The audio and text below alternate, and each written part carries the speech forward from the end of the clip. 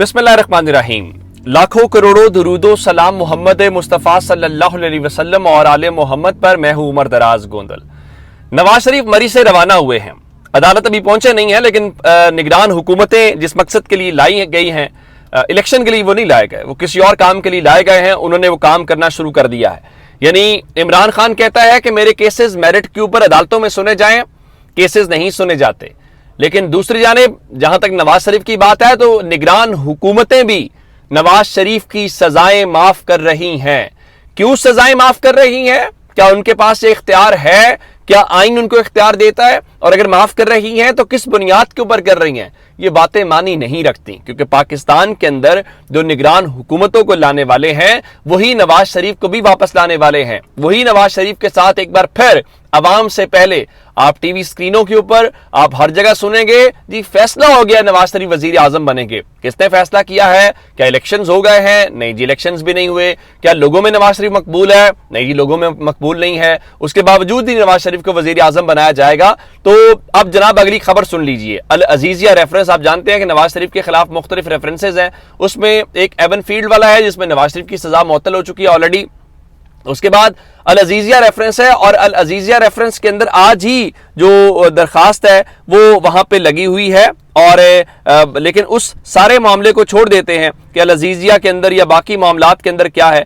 लेकिन आप हैरान इस बात के ऊपर होंगे कि आज पंजाब की निगरान हुकूमत, जो मोहसिन नकवी की निगरान हुकूमत है, और निगरान हुकूमत चूंकि मोहसिन नकवी की आप जानते हैं कि कौन किसका दस्ते शफकत है, तो अल अजीजिया रेफरेंस के अंदर पंजाब हुकूमत ने नवाज शरीफ की सजा मुअत्तल कर दी है। बताया यह गया है कि नवाज शरीफ ने एक दरखास्त दी थी सजा मुअत्तल करवाने की, और इस सिलसिले में पंजाब की जो निगरान काबीना है उन्होंने आज बाकायदा तौर पर मंजूरी दे दी है, जिसके बाद नवाज शरीफ की सजा मुअत्तल हो गई है। अब सवाल यह पैदा होता है, अगर ये सजा मुअत्तल हो गई है तो क्या जरूरत है आपको इस्लामाबाद हाई कोर्ट में पेश होने की? और जरा एक और बात देखिए, सिर्फ यहां पे नहीं है, मामला तो इस हद तक आगे चला गया है कि जज मोहम्मद बशीर साहब जो है, जहां पे तोशा खाना वाला मामला है, इमरान खान को तो चले जो होता है सो होता है, वो देखते हैं कि जनाब मियां साहब कब पहुंचेंगे। ये अलग बात है, वो मरी से रवाना हुए तो एक बार फिर आज सरकारी प्रोटोकॉल और पूरी सिक्योरिटी के साथ है। मेरे ख्याल से अब ये खबर रही भी नहीं है कि उनके साथ सिक्योरिटी होती है, जी प्रोटोकॉल होता है, ये तो ज़ाहिर एक रूटीन बन गई है।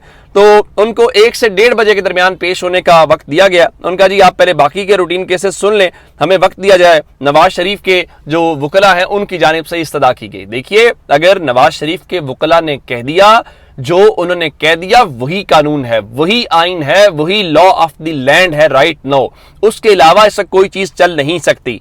अब एक जानिब हो गया ये मामला, दूसरी जानिब अब जस्टिस आमिर फारूक साहब के क्या ही कहने।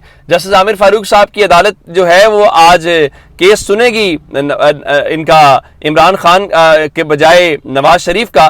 तो उन्होंने भी आराम से कहा, नहीं कोई मसला ही नहीं है। 2:30 बजे तक जो उनकी अपीलें हैं जो सजा मुअत्तल करने वाली, तो वो बिल्कुल तैयार बैठे हुए हैं, और उन्होंने 2:30 बजे तक अपीलें बहाल करते हुए सजा मुअत्तल कर दी जाएगी। और आप देखेंगे कि कैसे उनके लिए आज सारा मामला जो है। अच्छा, एक और बात जो है, नवाज शरीफ की एवन फील्ड रेफरेंसेस और जो अल अजीजिया रेफरेंस अपीलों पर पहले दिन से जो डिवीजनल बेंच होता था जिसमें जस्टिस आमिर फारूक साहब थे, तो जस्टिस आमिर फारूक साहब के साथ जस्टिस मोहसिन अख्तर क्यानी जो है वो बैठे होते थे, और उन्होंने ही इससे पहले एक बेंच की सरबराही भी की, और साकिब बशीर साहब का ट्वीट भी ये था।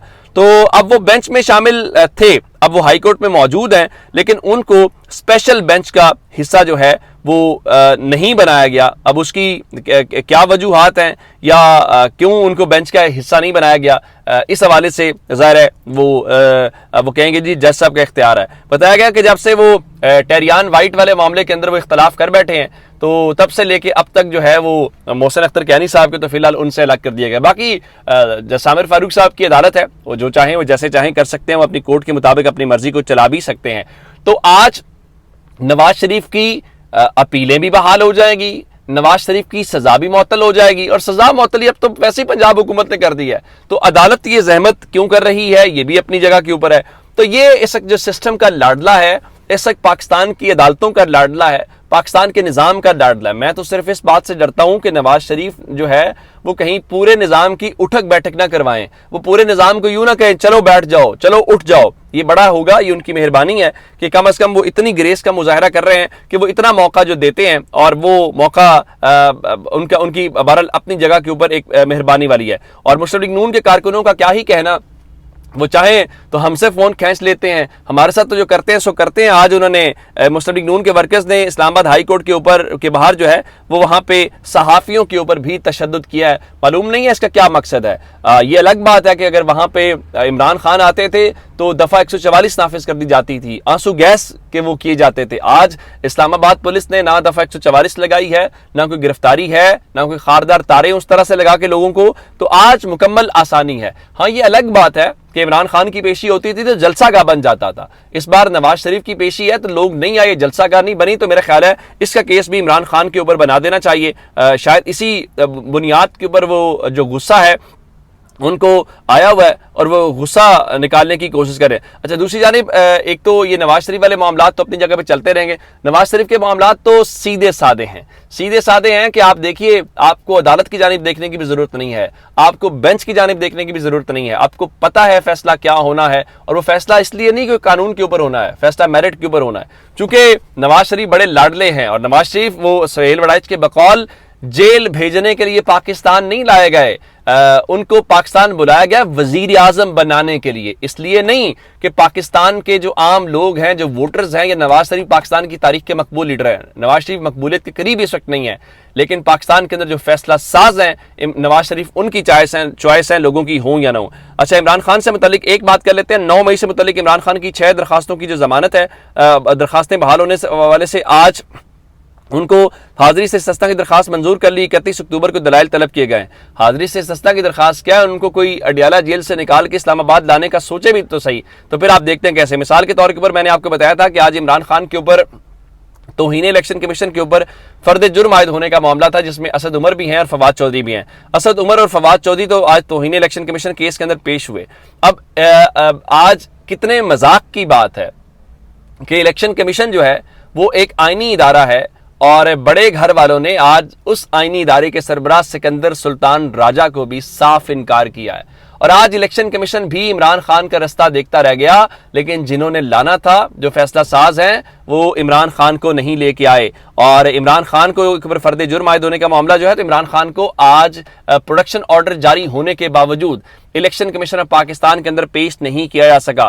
پولیس نے بتایا جی بڑا گنجان آباد شہر ہے راولپنڈی, اور عمران خان کی جان کو خطرہ ہے, سو اس لیے الیکشن کمیشن میں عمران خان کو لانے کی بجائے جو الیکشن کمیشن ہے وہ چل کے عمران خان کے پاس جیل چلا جائے اور وہاں پہ سماعت کر لے. تو اس کے اوپر انہوں نے کہا جی بڑے اس وقت تھریٹس ہیں عمران خان کو. تو الیکشن کمیشن نے بڑی سادہ سی بات کی کہ جو وزارت داخلہ ہے, اگر ایک شخص کو سیکیورٹی نہیں دے سکتے تو الیکشن کیسے کروائیں گے. جس کے بعد بتایا گیا جی سیکرٹری وزارت داخلہ کو طلب کر لیا گیا. یہ ساری ان باتوں سے کیا فرق پڑے گا؟ کیا سب کو نہیں پتا کہ عمران خان کو باہر نہ لانے کا فیصلہ کہاں سے ہے؟ تو کیا وزارت داخلہ کی مجال, کیا الیکشن کمیشنر کی مجال, کیا کسی اور کی مجال, اور کیا حیثیت ہے ان سب کی؟ جہاں سے فیصلے ہونے ہیں وہ فیصلے اپنی جگہ کے اوپر ہو سکتے ہیں. اور اس کے بعد الیکشن کمیشن آج کہہ رہا تھا جی وزارت داخلہ ہمیں حکم جو ہے وہ کیسے دے سکتا ہے. اور سب سے دلچسپ بات کیا تھی؟ سب سے دلچسپ بات یہ تھی کہ شعیب شاہین نے آج الیکشن کمیشن کو جو احساس دلانے کی کوشش کی, بھلا وہ کیا تھا.